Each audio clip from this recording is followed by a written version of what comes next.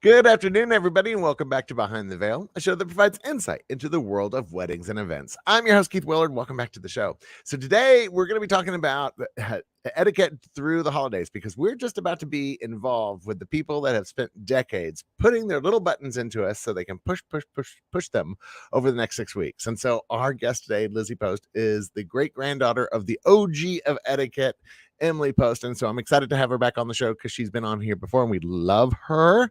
But in the meantime, before I bring her on, let me bring on my co-host, Marcy Gutenberg, with An Affair to Remember by Marcy. Hi, Marcy.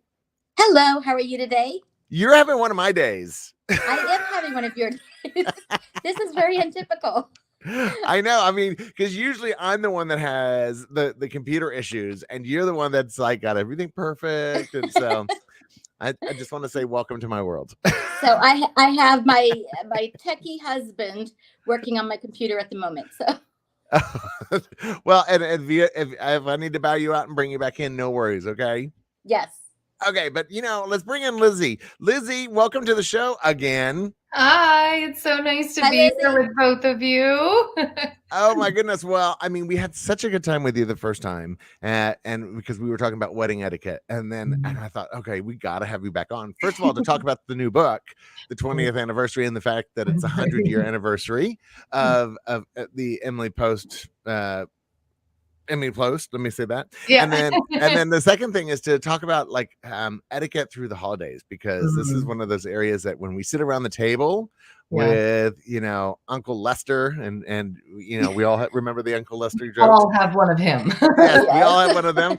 How do you avoid those conversations, and what do you say if somebody asks you one of those crazy questions? But first, I want you to talk a little bit about the Emily Post organization. Right? Because you guys have been, again, you're celebrating 100 years. Yeah, we are. Emily's first book was written in 1922, and it is now 2022. So it's easy math there. Easy math, even for me not being great at the maths. I'm really, really excited about this book. This is the 100th anniversary edition, and it's called the Centennial Edition. Wow. It is really, really, really beautiful, if I may say so myself. But I am enamored with it. We made it look a lot like the original book. Yeah. So try to get my backwards and forwards. And it's really, really gorgeous. It just has tons and tons and tons of great info in it. I have mine right here. I was so excited when I saw Marcy's copies coming through, and I was like, I know who this is, and I get to sign it to her. I'm gonna write her a note. Like, I got way too excited, Marcy. She really did. Marcy was so excited to get I've already started reading it.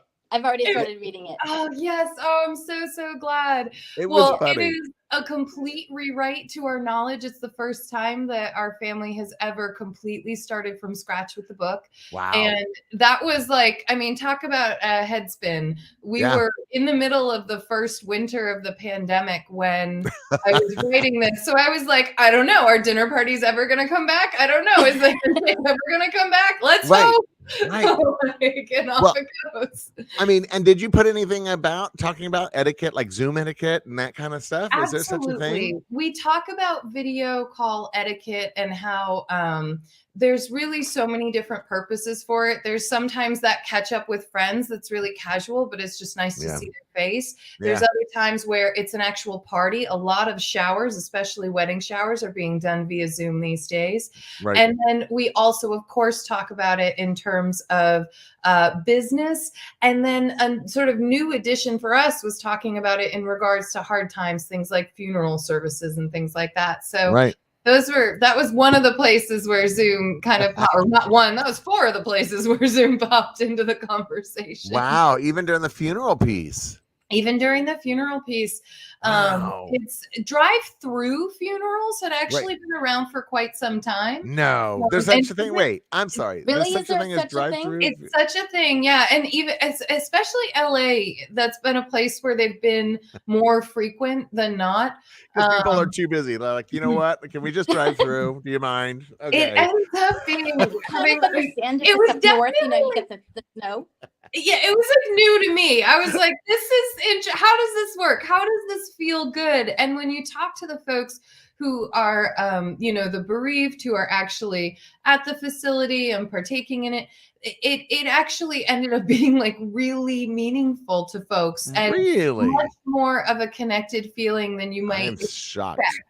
And I'm so, shocked. exactly. And so it was really nice to bring that to light for some new eyes. Right. But really, we looked at this book and we said, Crazy. you don't need hiking etiquette from us. You don't need, tennis etiquette from us necessarily.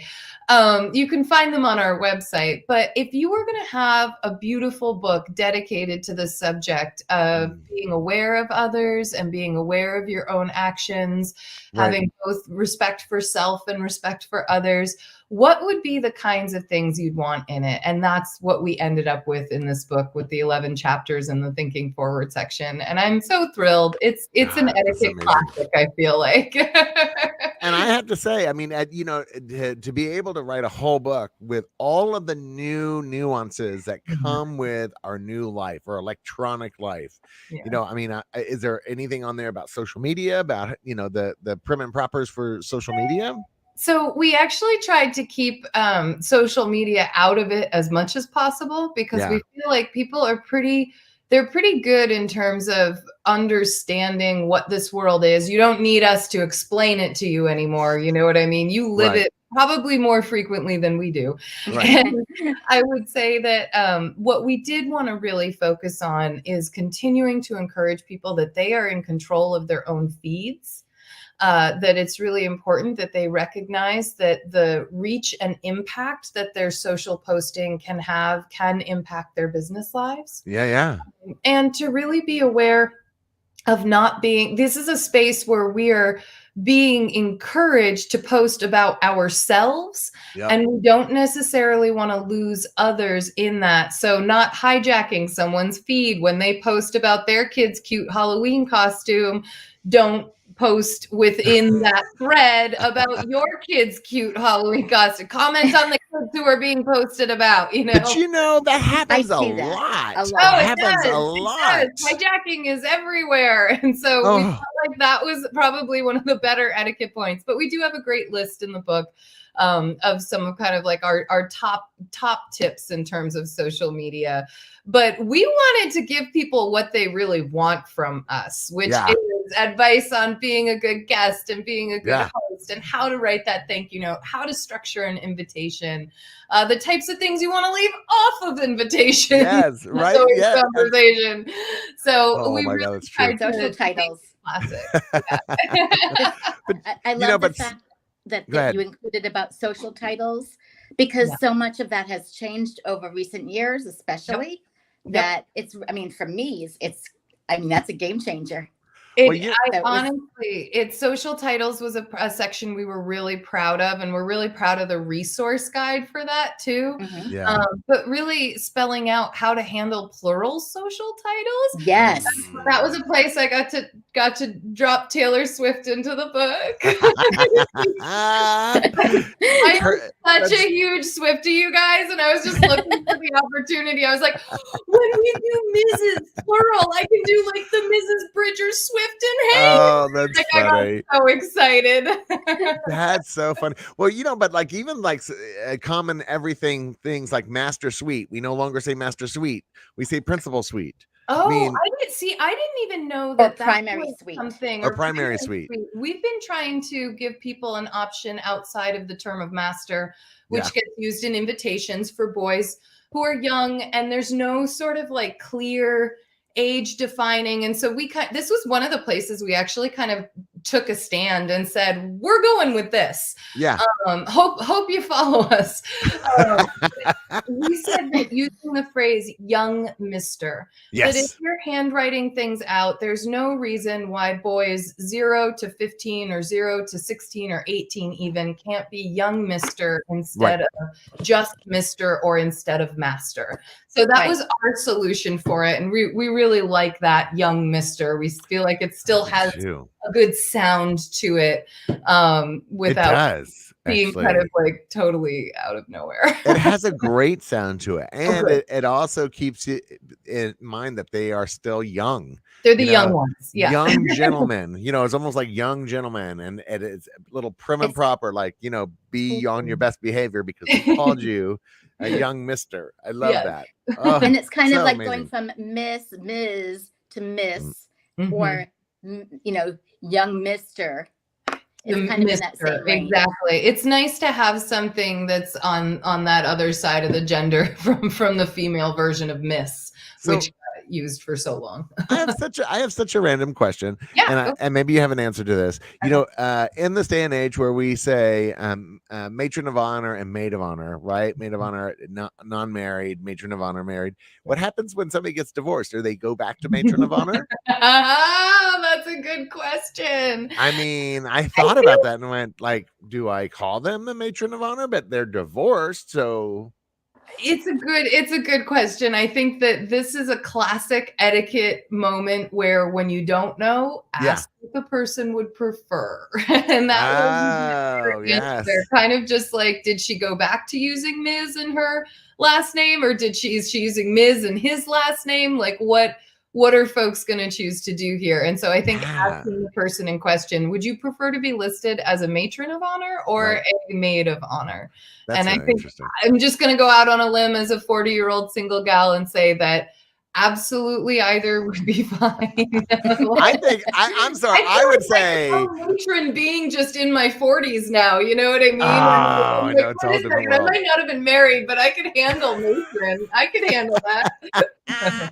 That's what I'm saying. If I get the younger version, I'll go back to the younger version. You think so? Okay. So you're not feeling what I'm feeling. Yeah. Yes. Even if you're dealing with a woman like a mother of the bride or somebody, and you're dealing with somebody who is divorced, do they want to go back to their maiden name, or are they going to keep their married name and just go by Ms.? Yep. And her first name. Only that's what my mom did. Is to ask. Only way to find out is to ask, because everyone has to. I thought, a friend of mine who recently got divorced, I was like, okay, got to get ready. Her new name is going to be the name, her birth name. Like, I've got to remember this as I go back. She was like, no, I'm keeping my married last name. Even though she's with someone new and everything. Yep. She's like, no, I just became that person and I'm ready to stay that person. And so I was like, okay. Well, that's what my mom did. My mom, when she divorced my dad years and years and years ago, and she kept his last name, Willard, just changed it from Mrs. to Ms. So there you go. She's, Miss Veronica Willard. And so, and she's kept that name even now after she's been with the same person for like the last 28 or 30 years. Totally.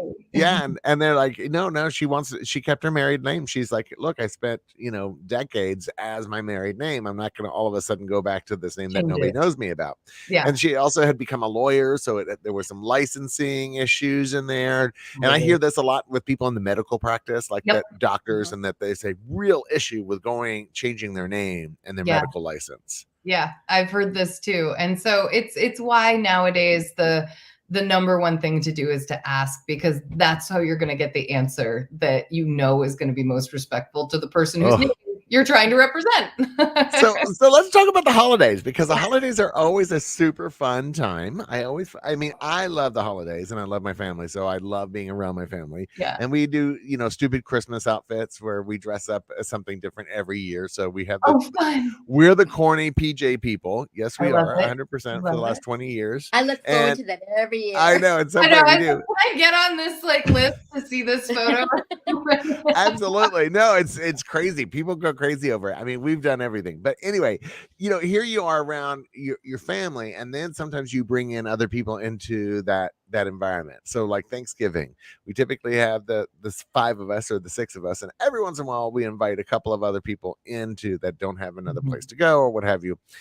And I find that we change the dynamics of our conversation to make sure that we're trying to be as welcoming as possible for the 2 people or 3 people that aren't part of the normal group. Sure. Right? Because there's going to be conversations that go back and forth that these 2 or 3 other people are going to be like, what the hell are they talking about? I have no idea. Right? So what are some of the basic etiquette pieces that you think that people need to abide by or keep in mind if they're inviting new people into their home for the holidays? Let's say Thanksgiving specifically. Well, I think for something like a Thanksgiving meal, which is often a meal that we all contribute to, or that there's some kind of community aspect to it, I think it's really important when you're inviting folks who've never been to your Thanksgiving to give them a bit of a heads up and let them know what they're being invited to. I heard a really frustrating tale of a woman who got invited to her boyfriend's family Thanksgiving, and they charged her like $30 to $50 for the meal. And you are essing me doing this, and she's like, I've never heard of this before. And so they charged her. They charged her for the meal. I don't know what she did in the end, but you don't want to surprise people like that. So if you were doing something like this, where let's say everyone's coming in from out of town, so no one's going to have like a kitchen that they could prepare a side dish in, and maybe you don't even choose to let people bring takeout dishes. You're like, no, we got some recipes we want to use. Right. As a family, you might have decided all together that what you're going to do is pool all your resources in, and it's about this much per family or per head or something like that. And it's a conversation that as you're organizing Thanksgiving as a family can easily develop. Now, if you're going to invite other people in, you have to decide, are you going to have the same expectations for them as for all the other guests? So in terms of sharing the cost of the burden, or in terms of bringing a dish or something like that. Right. B, how are you going to communicate that to them? And I think it's like during that invitation is really when you want to do it. We would love to extend an invitation to you and your partner for Thanksgiving. I'd love to tell you how we're setting Thanksgiving up this year. And if that works for you and you guys want to join in, that would be so wonderful to have you. Oh, no. You want to start to lay that out so that now we've got a conversation about how Thanksgiving is done here and what you're actually saying yes to. Well, exactly. You can politely decline if you don't want to go. You know oh my God. Well, I'm going to go back to the fact that somebody went to that Thanksgiving and charged her. I mean, I would have written a check that bounced. Let me just tell you that. I would totally written a check that would have bounced and be like, thank you for dinner. Okay, good night. I mean, I've never even heard of that. Never I never even knew that was even a possibility that somebody would be charged. I'd be like, yes, come on over, but it's $50. Thank you very much. I feel like Venmo has done really bad things for our expectations on money sharing. I think so too, right? I do. I mean, when it gets down to the Thanksgiving dinner, you know, there's that moment. It's like, oh my goodness. Oh, and look, Marcy's back. But she's like a newcomer in the family too. It's like, this is someone's girlfriend. Like, are you trying to make her want to leave? I think so. You know what?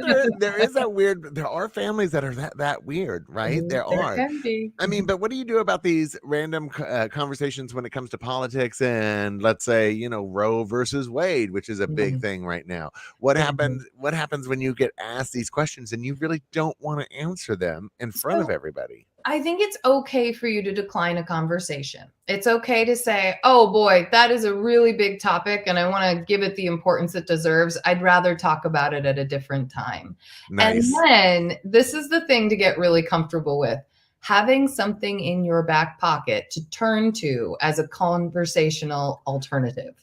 And so being able to say, oh gosh, you know, I gotta say, I am looking forward to a break this holiday from all the political talk. But I know that your son just got into, name a college, right? Into, and like, I would love to hear about how the admissions process is going, or about how maybe that's actually about to be another hot topic. So maybe not.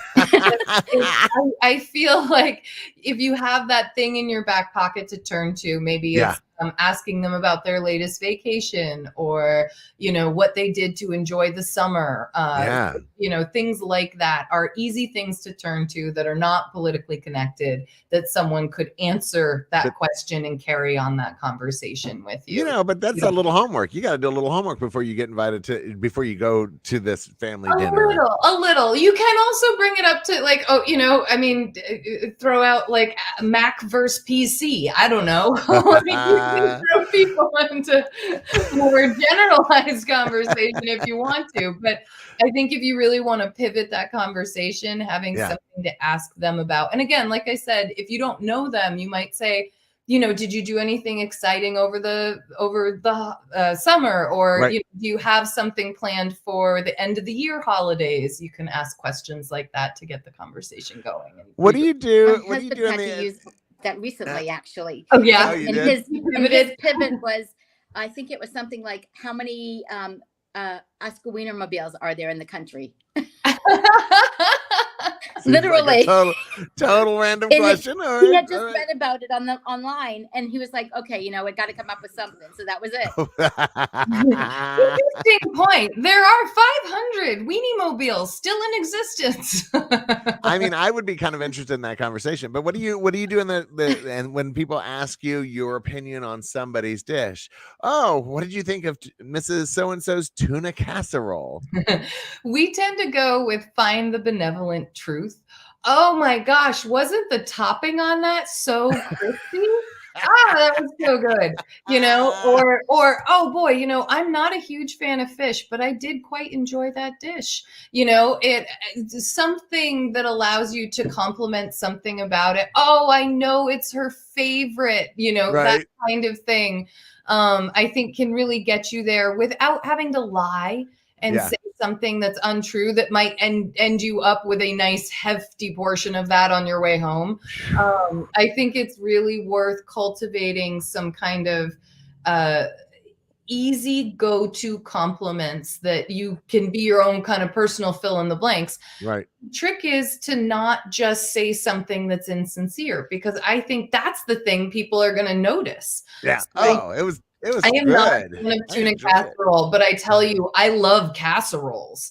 And I love it when the casserole has that crispy top on it. So, I love it. I love casseroles. I'm not saying I love your casserole. Exactly. I could go in these directions.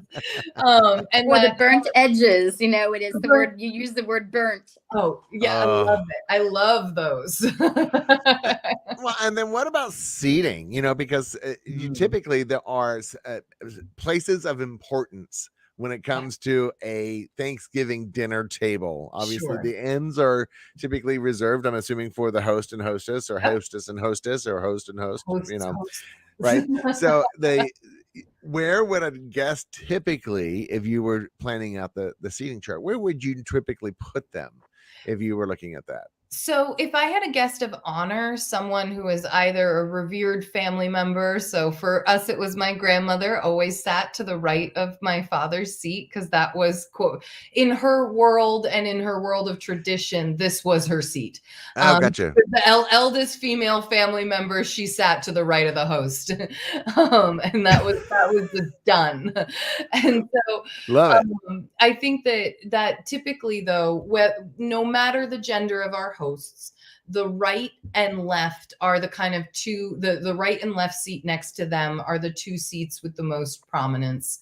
It shouldn't be considered lesser if you're sitting at any of the other seats at the table. Right. It's just that if we do have someone to honor, this is where we would place them. Gotcha. Thanksgiving is not always a table where we're honoring any one particular individual, or the individual that we might honor might be the chef who might also be the host, and they're sitting in the most prominent seat.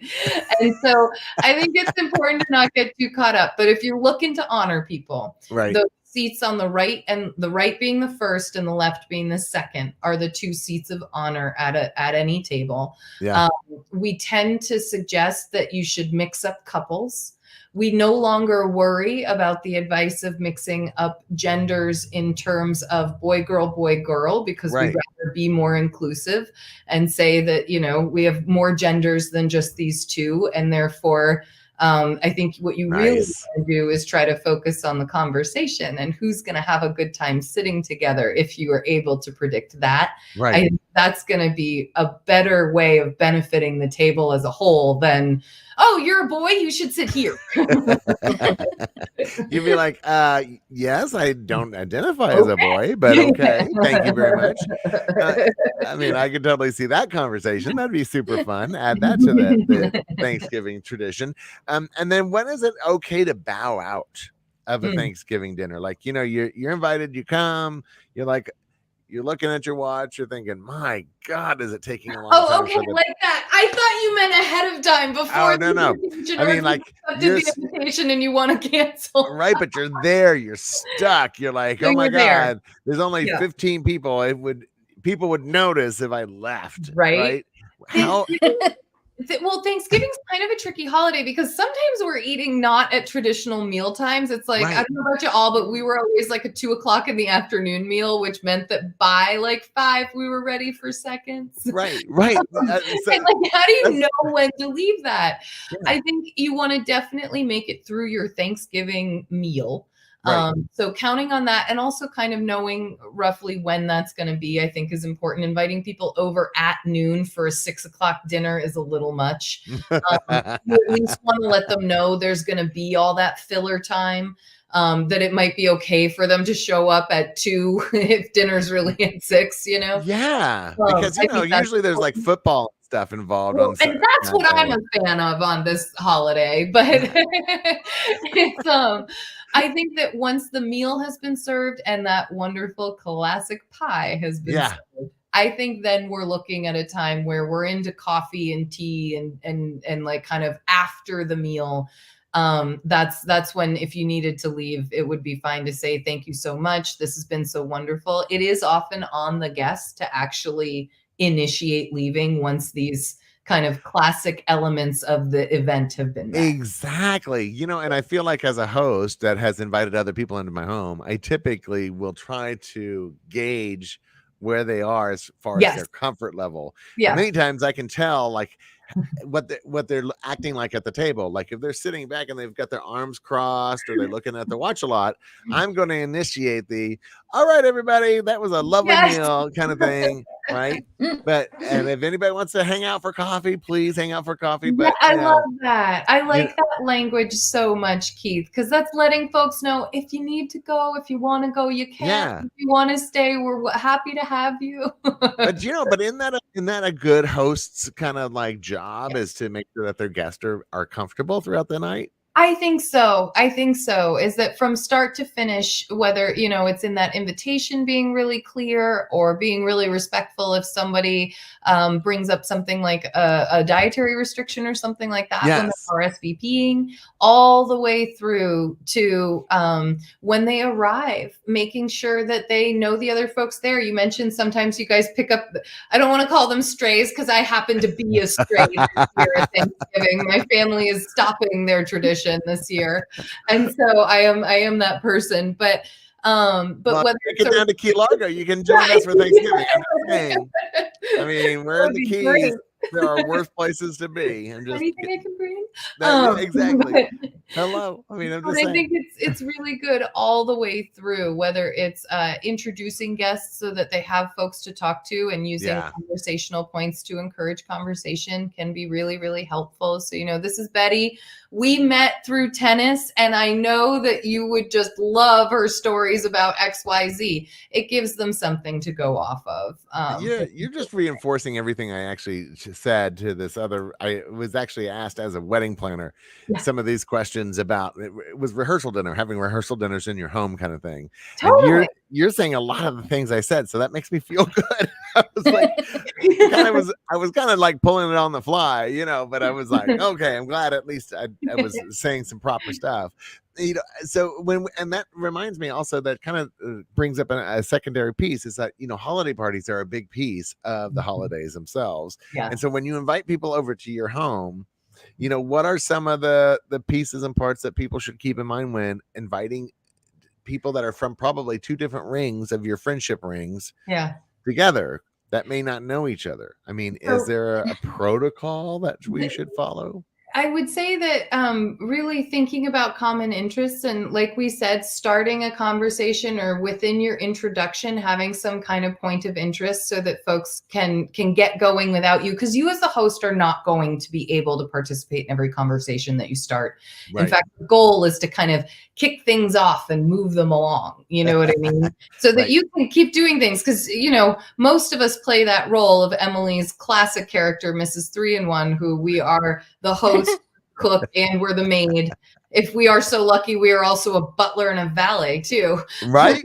100%. There's a lot going on. And so being really good at facilitating beginnings for people is a really, really helpful thing as a host to have in your back pocket, for sure. That's going to be rough. I mean, Marcy, do you have any questions? Yeah. Like how soon, how far in advance of time wise on the day of should somebody be expected to go to, whether or not it's a family member or another a guest of somebody else?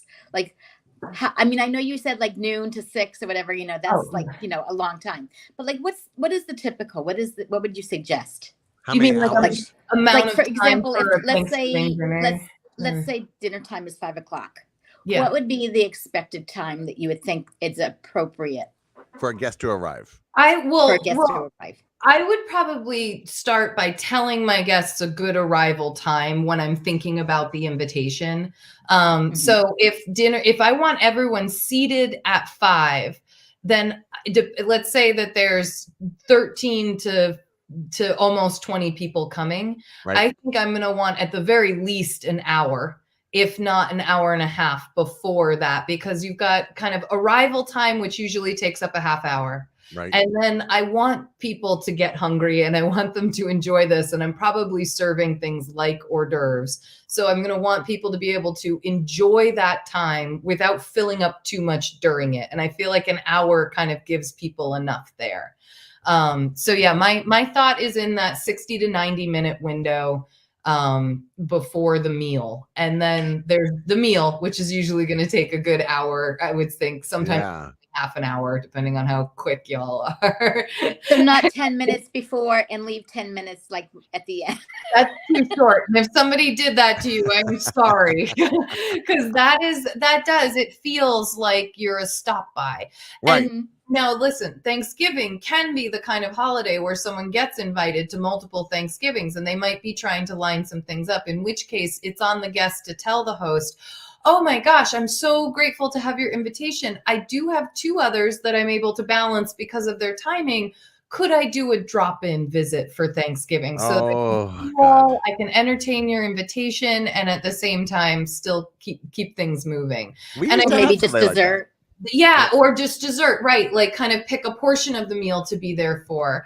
And people understand when you're trying to balance, but to not mention it and to just show up 10 minutes before the meal and leave 10 minutes after it is rude. That's that's not thoughtful towards people who have put quite a lot into inviting you. Exactly. Well, and it is, I mean, we used to have somebody, this gentleman named Ray, who has passed on, unfortunately, but he used to tell us every year, he's like, well, I got a Thanksgiving at the lounge. I got a Thanksgiving over here. I got another Thanksgiving with my AA group. So I'm going to I'm coming for dinner, but then I'm leaving.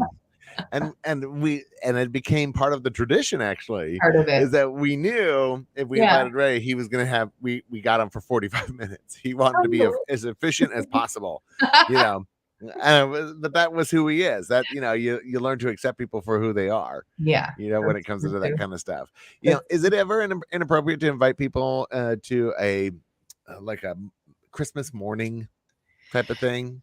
I don't think it's inappropriate, but I think you want to be a little bit careful about who you choose to extend that to. And this is one where I would really explain what the household's kind of run of show is. Yeah, right. You have an understanding of what it would be like. My family, we are so Okay, let me be honest. I am so attached to our traditions that I like. I mean, like, I would be very bent if like someone was like, coming and totally changing up our routine in the morning. I mean, it's like the little kids wake us up at like, well, they wake their parents up at like 4:30, but by Yep. they're allowed to wake everybody else up. And so I get my niece and my nephew come in and they wake me up. And then we all take a picture at the top of the stairs in our pajamas. And then we come downstairs and open our stockings. We do breakfast and then we open the tree. Oh my God. I love y'all. I want to come to your Christmas. No, my mom does Christmas really well, you guys. Love it. Oh my God. I love it. Because that sounds amazing. She couldn't get her kids to grow up out of it. But I love that. I mean, that's kind of our thing is that we get up, we always have lox and bagels. That's our thing, even though like only half of our family's Catholic, the other half is Jewish. So, we took pieces and parts for both. Anyway, so we have our lox and bagels and then we have our like mimosas. And then we have the moment where we like go and get into our costumes, into our PJ. The coordinated jammies. And then we come back, we do our pictures and then we open our gifts. Yeah, as a family. It. Yeah, I love that. But I love when we are able to involve other people into the process also. But many times, like if we're going to invite people over for Christmas Day, we're like, you know what? Wait until noon so we can have our moment.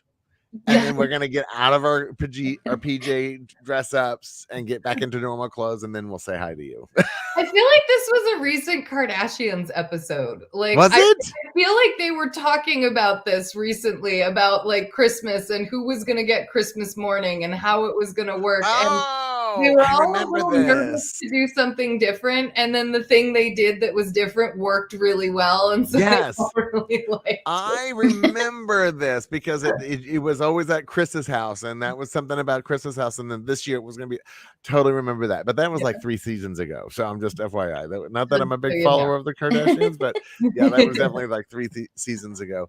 And then what about New Year's? New Year's Eve is a big party night. People get invited to New Year's Eve parties, but sometimes you just don't want to go.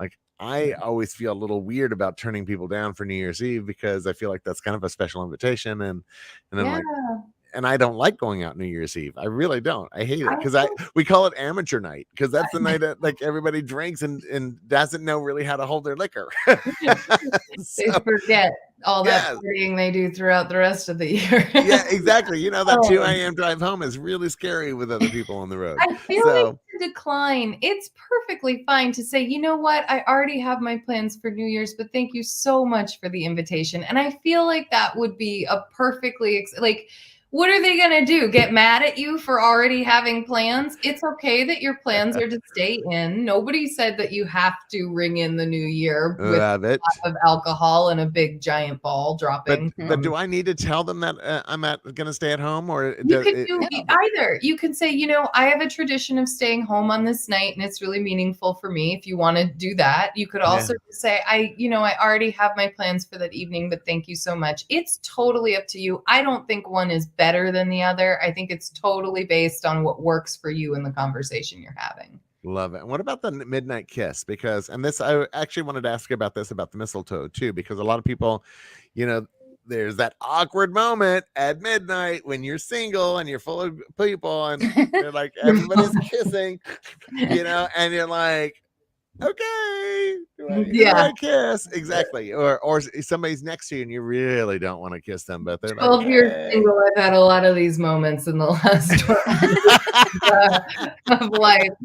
And I think you do the best you can. If it's, a fun, easy person to give a kiss on the cheek to, go for it. If it's someone, there's also the situation where you're really like, please do not try to reach for me right now. And I think it's acceptable when you're feeling that way to dodge any way that you can. I'm just not going to I'm not going to give someone etiquette bad points or something for that. It's like etiquette is not supposed to be used as a judgment tool.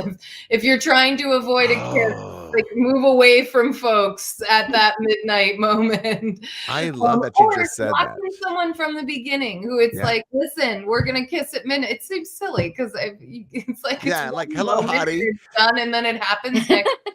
So or take your time throughout the night to be near the hottie. For your midnight kiss. That's and you're like, hey, way to go. You know, make on? sure your lip gloss doesn't look too sticky. Right? I don't know. Oh.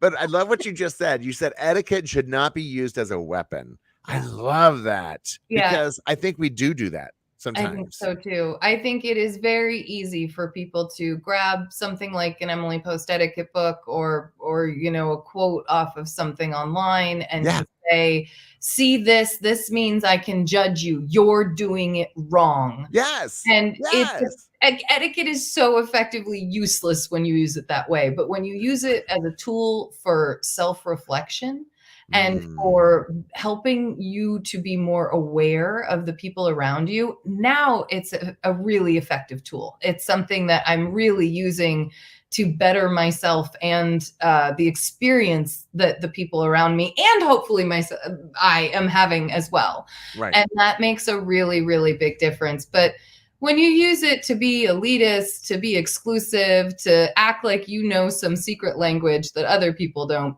it is so useless. It is just not even worth writing books about that kind of etiquette. I always tell people, you know, I mean, when it comes to etiquette, it is a guide for helping you figure out what the best course of action is for you, because it's basically, it's advice, but it's for you to ponder and to think about and what's going to work for your situation, because nothing is set in stone. You are so good at this. I remember last time being like, you want to come work at Emily Post? you have it nailed down, Marcy. You absolutely have it nailed down. I love it. I love it. Why is there etiquette, actually? You know, that's one of the questions that I haven't actually gotten to ever ask you is like, why do we have such a thing as etiquette? Is that a means of being respectful to each other in all situations? You know, is it a set of guidelines to help us figure out how to be politically correct, quote unquote? I mean, I don't it's emerged as many a different thing over the years, and so much of it really is founded in self-awareness and in the awareness of our impact on others. So as a species, I mean, this is the big view here. In order for us to not just walk around killing each other, we had to have some kind of agreement that you do these things and this kind of stuff results. You do these things and this kind of stuff results. Right. And from the very big of killing each other all the way down to the nuances of sending a baby announcement, we have come a long way, I would say. I was about to say. We've needed to develop some kind of social understanding and expectations. I mean, in some ways, I think of etiquette as it's like the physical language, if you will. Like at some point, we needed to learn how to communicate to further ourselves. Yep. And we developed languages, and those languages became commonly spoken, and we could literally understand each other's meaning. Etiquette functions in a very similar way to language for a culture. And it is something that allows us to communicate through our behavior what our intentions are. So sending an invitation is just a simple act of behavior with your intention behind it. You know, I would like you to come to my house and I will feed you and provide you drink if you come and talk and enjoy yourself, you know? And but that's a big piece. Fascinating. Like sociology is a really fascinating subject. Definitely advise it as a degree for those who are out there studying. There's actually a woman who's studying all 20 editions of Emily Post Etiquette. So over the span of 100 years, she's a sociologist. She got a grant to talk about how etiquette has changed, how it's impacted the world and society, and how how our focus on it changes. Much of the very early editions of Etiquette, there's a lot more focus on guests being, hosts being responsible guests being responsible towards hosts. So you show up at my door, you eat what I serve you, you drink what I serve you, you engage with what I plan as entertainment. Nowadays, it's much more the host's responsibility to offer things to their guests that would be enjoyable and accessible to them. And so, you come to my house and you don't drink alcohol, you don't have to drink the alcohol I serve. I'm going to make sure I'm serving an array of things that you can engage with. That's my job. It's really interesting from a sociological perspective to see where that responsibility shift occurs.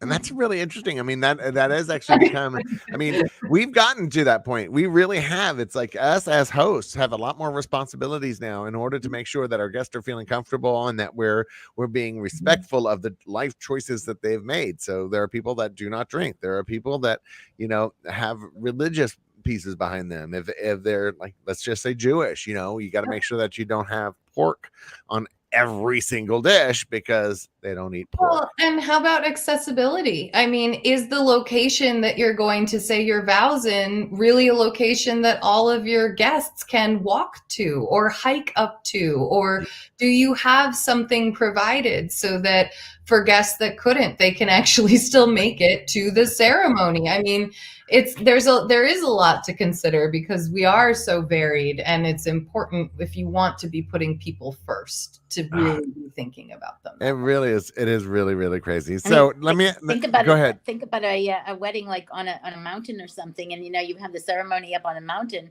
I mean, maybe some of the parents can't make it all the way up those steps, or the hike or up. afraid of getting pushed off. Is that what it is? Or afraid of getting pushed off. I mean, but yeah, those are things that you have to think about because how are they going to get up there? How are you going to get them up there? So you have to make sure that you're helping them get up there. Yeah. So I just had this thought of look what I got you for your wedding. Bing, see, no more mother-in-law. Have a good day. Best gift. No, I'm just kidding. Oh my god, that's funny. So Lizzie, how do people get in touch with you? How do they find out about the 100th anniversary, the 20th anniversary book? I mean, where do they find these things? Come join us over at emilypost.com. We're actually about to launch a Substack, both with a free and paid for version. So keep an eye out for that. We also have all of our wonderful social media handles. So Instagram, we are at Emily Post Institute. On Twitter, we are at Emily Post Inst, INST. And on Facebook, we are the Emily Post Institute. And if anybody wants to volunteer to be our TikTok person, we would love to talk to you.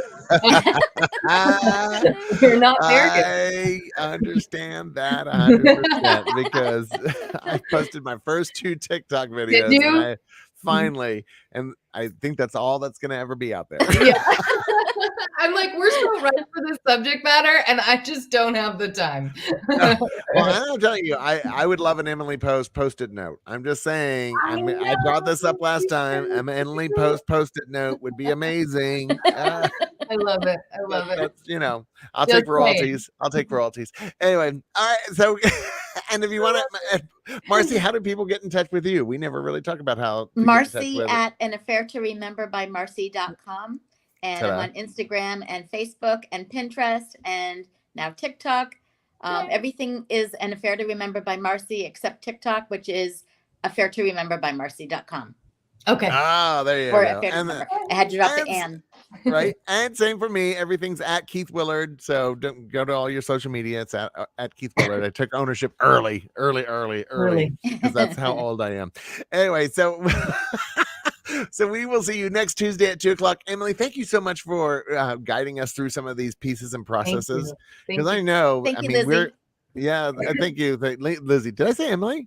Oh, don't worry, it happens all the time. And I was working on a cough, so it's totally great. I just really stuck in it twice. There you go.